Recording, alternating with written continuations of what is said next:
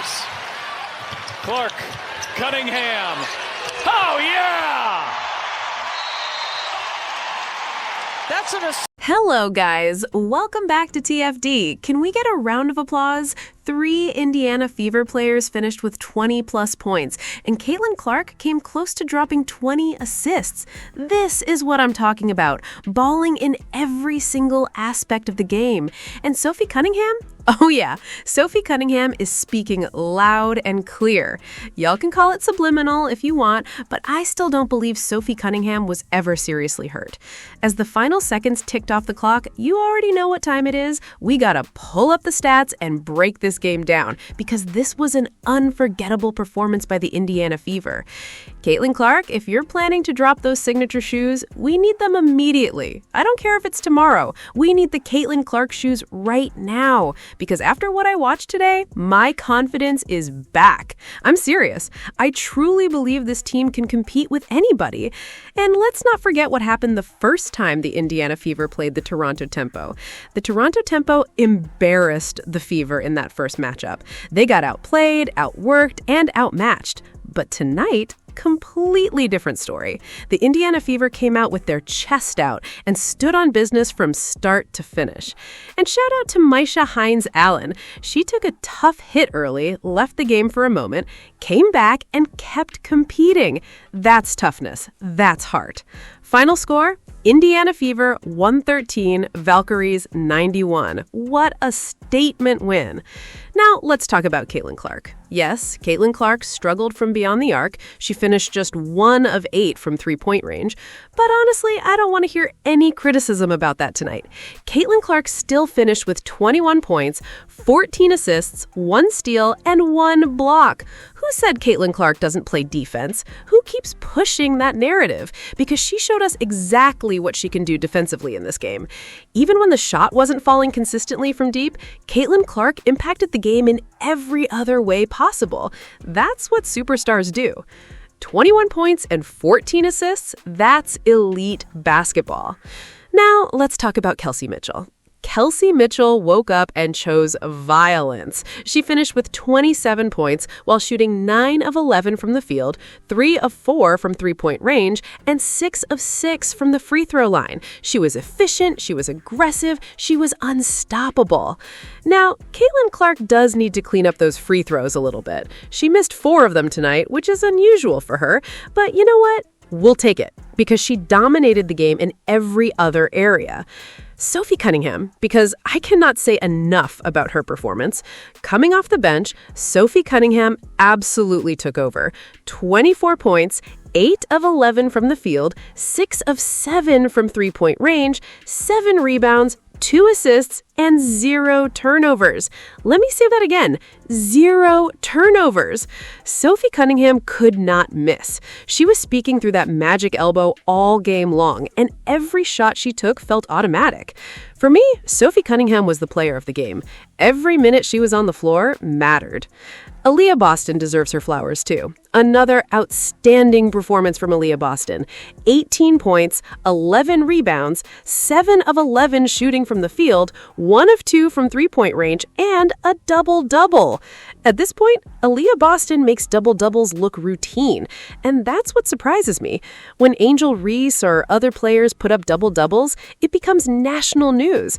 But Aaliyah Boston keeps stacking these performances, and somehow people barely talk about it. Why? Because she's making excellence look normal. Now, let's look at the team numbers. The Indiana Fever shot 36 of 69 from the field, good for 52% shooting. This was lights-out basketball, an offensive masterpiece. And for once, I can't say anything negative about Stephanie White. I can't. The coaching staff deserves credit, but I also believe this team has been hearing all the noise online, especially Caitlin Clark. People have questioned her leadership, they've called her emotional, they've criticized every little thing she does. But Caitlin Clark told everyone a week ago when she posted those Taylor Swift Tour PE shoes on Instagram that she was entering a new era. Well, that new era has officially arrived. Caitlin Clark means business. She's standing on business, and she's chasing that #1 spot. Say what you want about the turnovers or the 1-for-8 shooting from 3. I don't care. Caitlin Clark showed grit, toughness, leadership, and defensive effort. She never stopped competing. And now the Indiana Fever have won 4 straight games, 4 in a row, led by the player I believe is the best in the WNBA right now, Caitlin Clark. Leg sleeve Caitlin Clark.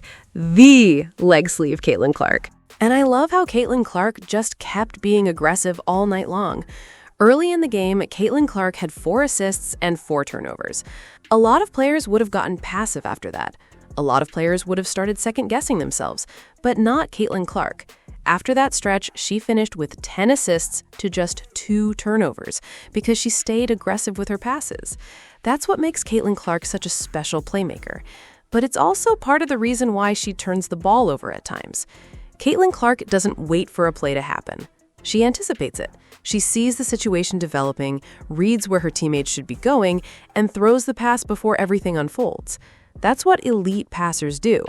Sometimes it works beautifully, and sometimes it leads to turnovers because not everybody sees the game at the same speed she does. There were multiple possessions in the first quarter where Caitlin Clark expected Aaliyah Boston to establish position and hold the seal. Instead, Isabel Harrison got in front of Aaliyah Boston and tipped the pass away. But that's the process with a point guard like Caitlin Clark. As the game went on, Aaliyah Boston adjusted. The timing improved, the seals got stronger, and suddenly those passes started connecting. Then, Caitlin Clark started finding Kelsey Mitchell. Then, she started finding Sophie Cunningham for open threes. And before you knew it, Caitlin Clark had 14 assists. She even delivered a beautiful behind-the-back pass to Michaela Timpson, followed by another wild behind-the-back dime to Monique Billings late in the game. Her floor game was outstanding, really, really good. And honestly, this is the version of Caitlin Clark that Indiana Fever fans want to see. The ball-dominant Caitlin Clark. The aggressive Caitlin Clark. The version that controls the pace, creates opportunities, and puts constant pressure on the defense. Now, I saw some people saying Caitlin Clark's defense isn't good. I'm not going to sit here and tell you she's an elite defender, but her defense was more than fine in this game. She competed, she stayed engaged, she made the right rotations, and she made plays when they mattered. Did Caitlin Clark shoot the ball particularly well? No, but she got to the free throw line consistently. And outside of that questionable 3-point foul call, most of those fouls were obvious. Toronto was reaching all game long. Every player on that Toronto team was defending with their hands. They were physical, they were aggressive, and they put Caitlin Clark on the line. Overall, though, this was a complete team performance. Shout out to Kelsey Mitchell, shout out to Sophie Cunningham. Those two were incredible and easily among the best players on the floor. And here's the crazy part. With her 21 points and 14 assists, Caitlin Clark tied Diana Taurasi for the most games in NBA history with at least 20 points and 14 assists.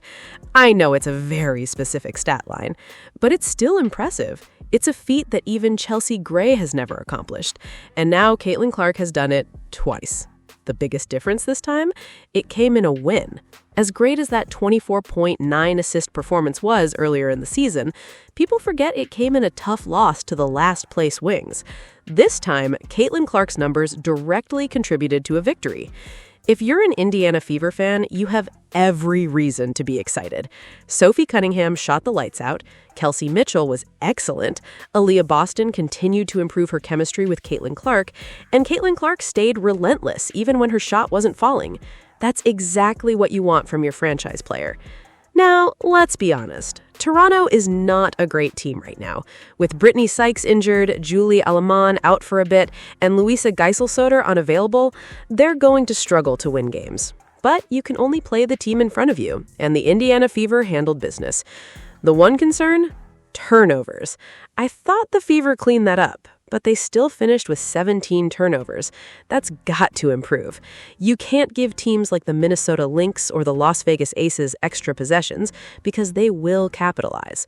Toronto scored 15 points off turnovers, and against elite teams, that number could be the difference between winning and losing. Still, overall, I'm happy. I'm excited. I'm fired up. A win is a win. Get down in the comments and let me know what you think. And don't forget to like and subscribe.